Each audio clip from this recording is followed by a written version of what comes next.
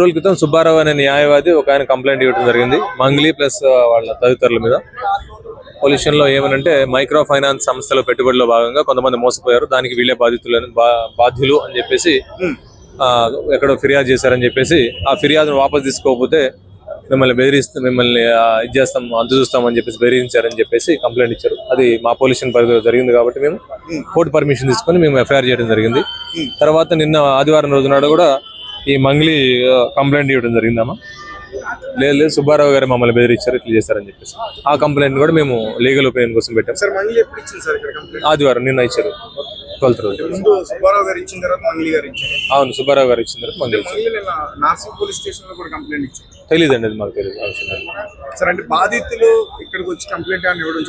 ఇవ్వలేదండి, బాధితులు ఎవరు రాలేదు. మా పొల్యూషన్ దగ్గరికి ఎవరు రాలేదు. పొల్యూషన్ లోపలికి గేట్ దాటి ఎవరు లోపలికి రాలేదు. మిమ్మల్ని సుబ్బారావు గారిని అడిగాం, బాధితులు వస్తారంటే బాధితులు రమ్మని చెప్పండి, ప్రెస్ మీట్ లాంటివన్నీ ఇక్కడ పర్మిషన్ లేదని చెప్పాము. మేము బయట ఏదంటే మీరు ప్రెస్ క్లబ్ లో పెట్టుకోవచ్చు, ఇక్కడ చాలా మంది కంప్లైంట్లు ఇస్తారు కాబట్టి పంపించేసాం సుబ్బారావు గారిని. కానీ బాధితులు వస్తారని చెప్పారు కానీ వాళ్ళు ఎటువంటి ఫిర్యాదు ఇవ్వడం కానీ బాధితులు లోపల రావడం కానీ జరగలేదు. సార్ అంటే హైకోర్టు అడ్వకేట్ సుబ్బు గారు ఇచ్చిన ఏదైతే కంప్లైంట్ ఉందో మంగ్లీతో పాటు ఇంకా వాళ్ళ ఫ్యామిలీ మెంబర్స్ ఎవరెవరు ఉన్నారు సార్? ఆయన ఇచ్చిన సాక్ష్యాల ప్రకారం వాళ్ళ తమ్ముడు ఇంకొంతమంది ఉన్నారని చెప్పారు కానీ ఆయన స్టేట్మెంట్ రికార్డ్ చేయాల్సింది. ఇంకా మేము పూర్తిగా డీటెయిల్ మేము ఇన్వెస్టిగేషన్ చేయాలి అంటే దీంట్లో కోర్టు పర్మిషన్ కావాల్సిన సెక్షన్స్ ఇది. సో దీంట్లో ఎంక్వైరీ మొదలు పెట్టాలి అంటే సో అందుకని కోర్టు పర్మిషన్ తీసుకొని మేము ఎఫ్ఐఆర్ రిజిస్ట్రేషన్ చేయడం జరిగింది. సుబ్బారావు గారు ఇంకా దాంట్లో కొన్ని సాక్ష్యాలు మాకు ఇచ్చేది. దాదాపు ఎంతమంది ఉంటారు సార్ బాధితులు? అలాగే ఎన్ని కోట్ల వరకు కూడా ఈ స్కామ్ జరిగిందంట?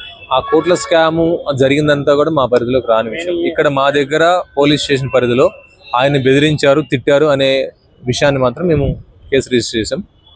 దీనికి సందర్భం మోటివ్ ఇది అని మేము మెన్షన్ చేస్తున్నాం. సార్ ఆ కాల్ రికార్డింగ్స్ అవన్నీ కూడా మీకు ఇవ్వడం జరిగింది? ఇవ్వలేదు, ఏమి ఇవ్వలేదు.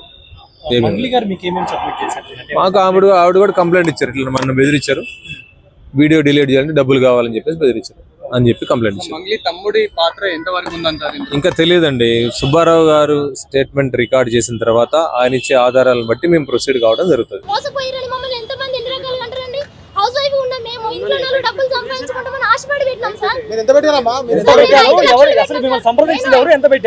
సార్ మాకు మేము అందరం మార్కెటింగ్ కంపెనీలో చేస్తాం సార్, మన నెట్వర్క్ మార్కెటింగ్ లో చేస్తాము. అందులోనే మధు అనే పర్సన్ మాకు పరిచయం. మాతో పాటు పని చేసినప్పుడు అతను చాలా చిన్న వయసు. మాతో పాటు పని చేస్తూ బయటకు వెళ్ళేసి ఒక 4 సంవత్సరాల తర్వాత ఐఫైగా మళ్ళీ మా ముందుకు వచ్చింది సార్.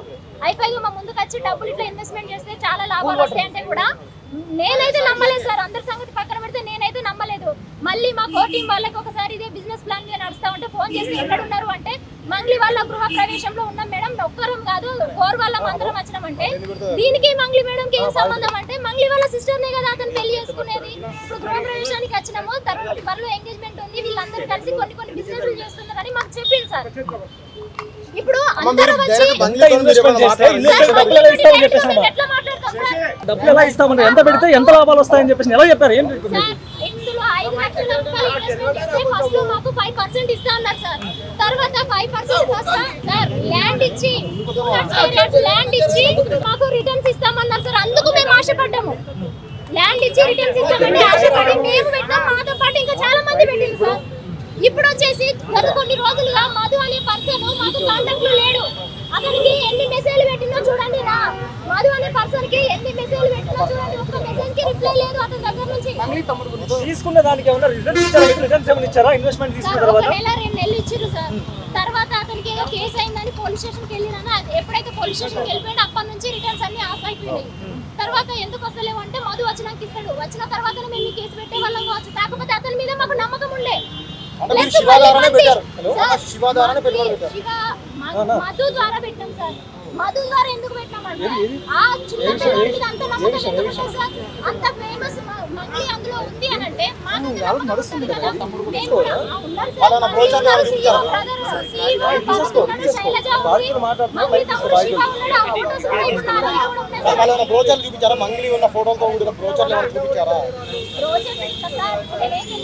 మాకు డైరెక్ట్ కాంటాక్ట్ ఏం అవ్వలేదు.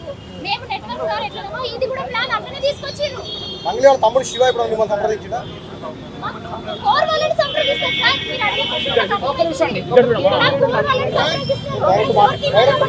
సంప్రదిస్తారు? చిన్నాన్న వచ్చిన తర్వాత సార్ తెలుసా నన్ను అడిగాడు. ఆ తెలుసు అంటే చెప్పింది ఆమె.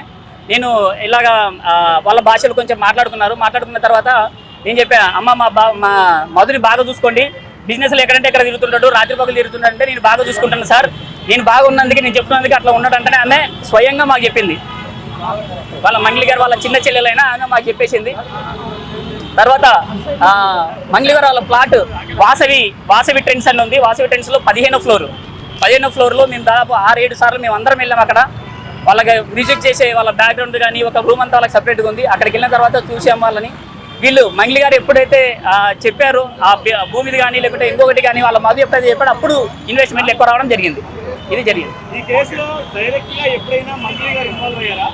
లేదు, మాకు బ్యాక్ ఎండ్గా ఉంటూ వాళ్ళు చెప్పిందే మేము వాళ్ళ ఇంటికి వెళ్ళాం. మేము మంగ్లీ గారు మీకు ఒక హామీ ఇవ్వడం కానీ మిమ్మల్ని అప్రోచ్ అవ్వడం కానీ ఇందులో డైరెక్ట్మెంట్ ఎక్కడన్నా ఉందా? అది డైరెక్ట్గా అక్టోబర్ 2వ తారీఖు దసరా రోజు ఒద్దిపట్ల విలేజ్లో ఆ రోజు ఎంగేజ్మెంట్ ఉంది. ఆ ఎంగేజ్మెంట్కి వచ్చేస్తుంది, అప్పుడు కనపడుతుంది. సిసిఎస్ లోను ఏసీపీలోను కేసు ఆల్రెడీ వేయడం జరిగింది, అందులో రన్ అవుతుంది కదా. అవును. సో మరి పంజాగుట్ట పోలీసులను ఆశ్రయించడానికి గల కారణం ఏంటి? అయితే ఇక్కడ సిసిఎస్ లోని తర్వాత ఏదైతే సిసిఎస్ లో కేసు ఉందో అది వీళ్ళేసింది కాదు.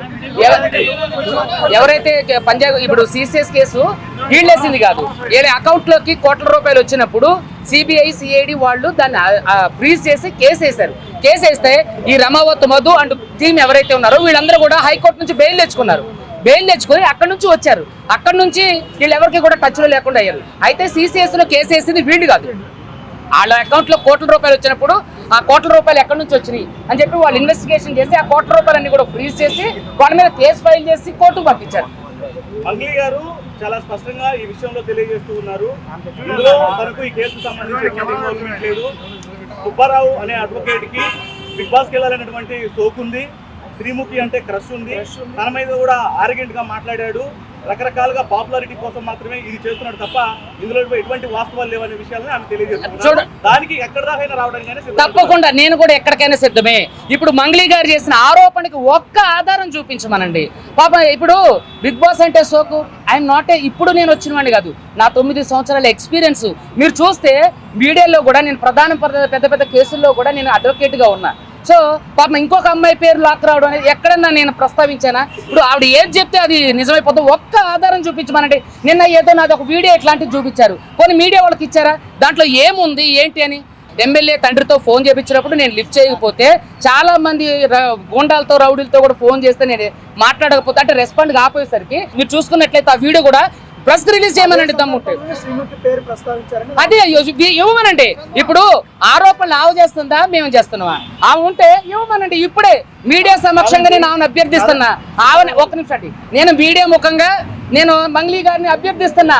ఒకవేళ నేను ఎక్కడన్నా చెప్పిన ఆలోచన కానీ చెప్పిన మాటలు దాఖలాలు కానీ ఉంటే దయచేసి మీడియాకి ఇవ్వమనండి. ఎందుకు ఇవ్వట్లేదు? ఇప్పుడు నేను మీడియాకి ఫోటోలు ఇచ్చా, వీడియోలు ఇచ్చా, నేను ప్రతిదీ నాకు డబ్బులు ఆఫర్ చేసింది అది కూడా నేను డైరెక్ట్గా చెప్పా. ఒక సెంట్రల్ మినిస్టర్ పేరు చెప్పింది అని చెప్పా, ఆయన పేరు కూడా మీ అందరికీ తెలుసు. తర్వాత ఎమ్మెల్యే తండ్రితో ఫోన్ చేయించారు, ఆయన కూడా చాలా పాపులర్ అని కూడా తెలుసు. వాటికి సంబంధించిన ఆధారాలు కూడా నేను పోలీసులకు ఇచ్చా. మరి మీరు చేస్తున్నటువంటి అలిగేషన్కి సంబంధించి ఒక్క ఆధారాన్ని ఎందుకు మీడియాకి ఇవ్వట్లేదు? ఎందుకు ఏమంటే మంగ్లీ గారి మీద నాకు ఎందుకు కక్ష ఉంటుంది? నేను బాధితుల తరఫున ఒక్క నిమిషం అందరూ వినండి, నేను బాధితుల తరఫున కేసు వేసే వ్యక్తిని. మంగ్లీ నాకు 100 సార్లు ఫోన్ చేసింది అని చెప్పేసి నేను మీడియాకు కూడా చూపిస్తున్నా. చూడండి, మంగ్లీ నాకు 100 సార్లు ఫోన్ చేసింది, నేను లిఫ్ట్ చేయాలి. కనీసం నేను ఒక్కసారి ఫోన్ చేసినట్టయినా మంగ్లీ ప్రూవ్ చేయమనండి. ఇది మంగ్లీ నెంబరు చూడండి. సారీ సార్, క్షమించండి, నా వ్యక్తిత్వం అలా, నా మాట తీరే అలా. సో దయచేసి నన్ను మన్నించండి. ఈ కేసులో నుంచి నా వీడియోలు తీసేయండి, ఈ కేసులో నుంచి నన్ను విడిపించండి, మీకు డబ్బులు కావాలంటే ఇస్తా అని చెప్పిన ఆవిడ నా మీద అలిగేషన్ చేస్తే ఒక్క ఆధారం, అది నేనంట మీడియా సమక్షంగా అందరికీ నేను ఒకే అభ్యర్థిస్తున్నా. ఒక్క ఆధారాన్ని ఇప్పటి వరకు కూడా ఆవిడ నార్సింగి పోలీస్ స్టేషన్లో కేసు పెట్టారన్నారు, ఇప్పటికీ కూడా ఒక్క ఆధారం కూడా సిఐ హరికృష్ణారెడ్డి గారికి ఇవ్వాల. మీరు చూసుకున్నట్టయితే అక్కడ కేసు నమోదు కాలేదు. ఆవిడ ఆధార ఒక్క నిమిషం అండి, సరే ఓకే, ఇప్పటి వరకు ఎందుకు మరి అక్కడ ఈ నార్సింగి పోలీస్ స్టేషన్లో కేసు ఫైల్ చేశారు? మరి ఎందుకు ఒక్క ఆధారాన్ని కూడా మీరు హరికృష్ణారెడ్డి సిఐ గారికి ఇవ్వలేదు? ఇప్పుడు కూడా అలిగేషన్ చేస్తున్నటువంటి ఇది ఏదైతే ఉందో బిగ్ బాస్ సో వాటికి సంబంధించి నేను మాట్లాడిన వీడియో కానీ నేను మాట్లాడిన ఆడియో కానీ నేను ఫోన్ చేసి కానీ సార్ చెప్పమనండి పోనీ. ఈ కేసులో అడ్వకేట్ సుబ్బారావు నన్ను డబ్బులు డిమాండ్ చేశాడు, దానికి ఒప్పుకోలేదు, తన పాత్రే లేదని చెప్పాను, బెదిరించాడు, ఫోన్లు చేసినప్పుడు ఆరోగెంట్ గా మాట్లాడి నువ్వెంత పెద్ద ఇదనుకుంటున్నావా అని చెప్పంటూ మాట్లాడాడు. 10 నుంచి 10 కోట్ల వరకు నేను బాధితులను తీసుకొని వచ్చా, ఆధారాలు పోలీసులకు సబ్మిట్ చేశా, పోలీస్ స్టేషన్ నన్ను బెదిరిస్తే ఇదే పంజగుట్ట పోలీస్ స్టేషన్ లో కేసు కూడా అయింది. అలాగే ఒక్క ఆధారాన్ని నేను ఇచ్చా, ఇప్పుడు వీడియోలు ఇచ్చా, ఫోటోలు ఇచ్చా, ఎక్కడి వరకు మీ మీడియా మిత్రుల్లో కూడా ఆవిడ బాధితులు ఉన్నారు. అయితే నేను ఏమంటానంటే ఫోటోలు ఇచ్చా, ఆధారాలు ఇచ్చా, మనుషుల్ని అన్నిటికంటే ముఖ్యం ఐ విట్నెస్ని తీసుకొచ్చా, బాధితుల్ని తీసుకొచ్చా. శివ తమ్ముడు నిన్న మీడియా సమక్షంగా మీడియా ఇంటర్వ్యూ జరిగిందండి. మరి మీడియా ఇంటర్వ్యూలో ఎందుకు శివ మాట్లాడలేదు, మంగళి తమ్ముడు శివ ఎందుకు నోరు మెదపలేదు? అతను ప్రధాన నిందితుడు, అతను కూడా ఉన్నాడు. సో ఇదంతా వాళ్ళంతా కలిసిగట్టు చేసింది. మంగళి బ్యాక్ ఎండ్లో ఉండి వాళ్ళ తమ్ముడితో ఇదంతా నడిపించింది.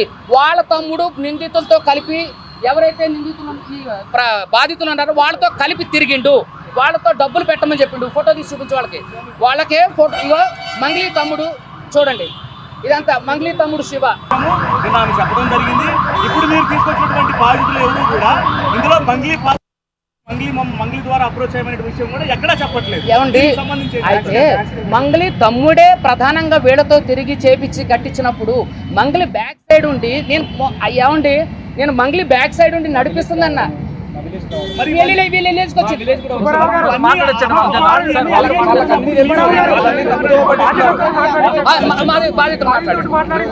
వాళ్ళకి అన్నిటికీ అన్ని తెలుసు, అన్ని తప్పుదోవ పట్టిస్తున్నారు వాళ్ళంతా. అన్ని తెలుసు వాళ్ళకి, తప్పుదోవ పట్టించడము, ఫోన్ చేసి బెదిరించడము, ఏం చేసుకుంటారో చేసుకోమని చెప్పడము, అన్నిటికీ అన్ని తెలుసు వాళ్ళకి. కావాలని తప్పుదోవ పట్టిస్తున్నారు వాళ్ళు.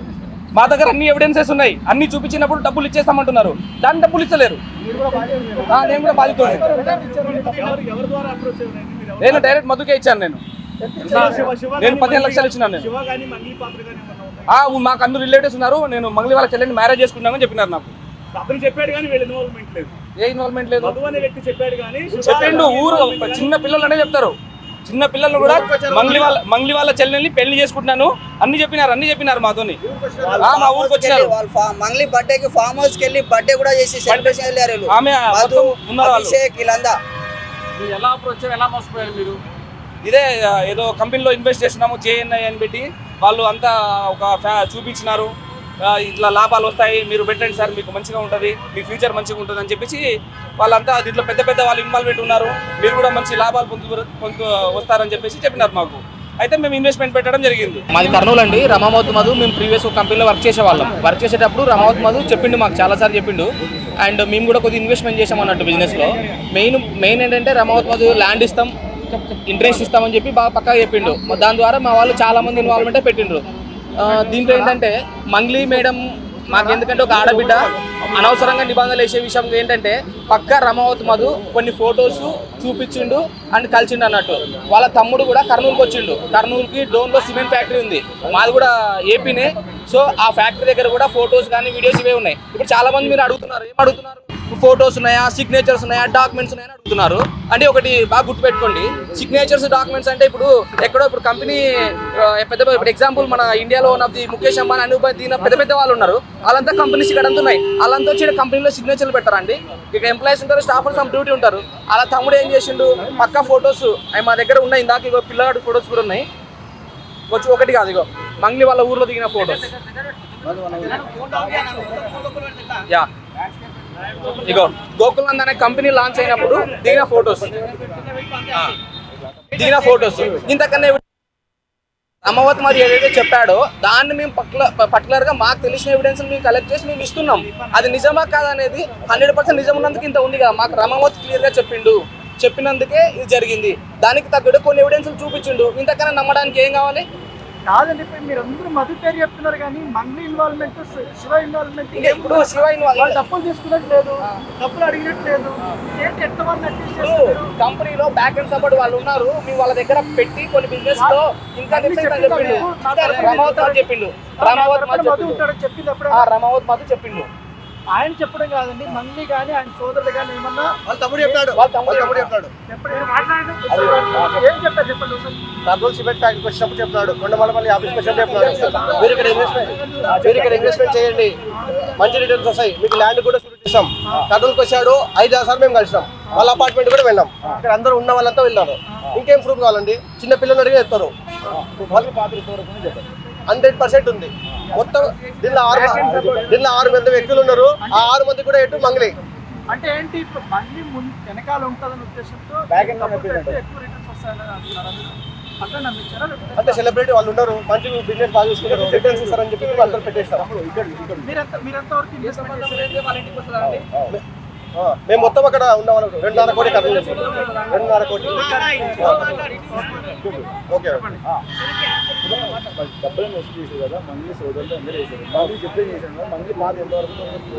మంగ్లీ పాత్ర 1000% ఉంది. నిన్న మాట్లాడిన విషయం ఆయన మొత్తం అబద్ధమే. సుబ్బు సార్ గురించి అలా అలిగేషన్ చేస్తుంది. సారు మా కోసం ఫైట్ చేస్తున్నాడు. ఆయనకి ఎన్ని కాల్స్ వచ్చినాయో తెలుసు, ఎంత ప్రెషర్ ఉందో తెలుసు, కానీ కేవలం ప్యూర్ పీపుల్స్ కోసం ఫైట్ చేస్తున్నాడు. 1000% ఆఫ్ ఇన్వాల్వ్మెంట్ ఉంది. వాళ్ళ తమ్ముడు వచ్చి మాతో లంచ్కి వచ్చినాడు, మీటింగ్స్కి వచ్చినాడు, సిమెంట్ ఫ్యాక్టరీ దగ్గరకు వచ్చినాడు, హైదరాబాద్ ల్యాండ్కి వచ్చినాడు, కొండమల్లపల్లి ఆఫీస్కి వచ్చినాడు. మా అందరికీ చెప్పినాడు పెట్టండి బాగుంటుంది అని చెప్పి. ఈరోజు సంబంధం లేదని చెప్పి నేను ఒక మాట మాట్లాడినాడు శివ చౌహాన్, ఒక మాట మాట్లాడమని చెప్పండి. 1000% మీ పాత్ర మీకెంత? నమస్తే అండి, నేను కూడా ఒక బాధ్యతని. మీరు ఎలా మోసపోయారు చెప్పండి. మేము వచ్చేసి 68.5 లక్షలు ఇవ్వడం జరిగింది. ఇప్పుడు ఎవిడెన్స్ అంటే ప్రీ ప్లాన్డ్గా ఉన్న వాళ్ళు ఎవిడెన్స్ ఎందుకు ఇస్తారు? బ్యాక్ ఎండ్గా ఉండి నడిపించే వాళ్ళు ముందు వచ్చి ఎందుకు మాట్లాడరు కదా. ఇప్పుడు ఆ వ్యక్తి పేరు చెప్తున్నాడంటే లేకుండానే చెప్తాడా? ప్రూఫ్స్ కొన్ని ఫొటోస్ కానీ, వాళ్ళ దగ్గర దిగిండేటివి కానీ, కోకాపేటలో ఫ్లాట్కి పోవడం కానీ, ఆమె ఫ్లాట్లో కానీ, ఇవన్నీ ఇవే కదా. తర్వాత నేను వెళ్ళినప్పుడు ఒకసారి కూడా ఉండలేదు. బట్ మా సార్ పోయినప్పుడు రమకాంత్ రెడ్డి వాళ్ళ దగ్గరికి, ఆమె దగ్గరికి పిలుచుకొని పోయినాడు, పరిచయం చేపించినాడు, రమోత్తమదు అన్నీ జరిగినాయి. ఎప్పుడు మాతో ఉన్నప్పుడే పక్కలో ఉన్నప్పుడే ఒక్కసారి ఎప్పుడైనా కలిసినప్పుడు ఫోన్లో మాట్లాడేవాడు వాళ్ళ సిస్టర్ తోటి కూడా. ఇవన్నీ జరిగాయి, ఇవన్నీ మాకి లైవ్లో ఉన్నాయి. ఇప్పుడు మేము ఇలా జరుగుతుంది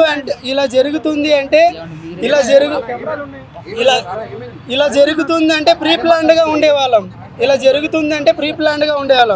కాబట్టి ఇప్పుడు వాళ్ళు ప్రీ ప్లాన్డ్గా అలాగా ప్లాన్ చేసి ముందు ఎవరిని పెట్టాలనే విధంగానే పెట్టి ఇది చేయడం జరిగిందనమాట. మేము ఇవన్నీ అంటే రేపొద్దున ఇలాగ చేస్తారా అనుకునింటే మేము పకడ్బందీగా ఉండేవాళ్ళం కదా. మోసాలంటే ఇలాగే కదా జరిగేది. అన్నీ చెప్పి చేస్తే మేము ఎందుకు చేస్తాం సార్? అవునా కదా? సో దయచేసి మీ అందరిని విన్నవించేది ఏమంటే మాకు న్యాయం చేకూర్చాలని కోరుకుంటున్నాం.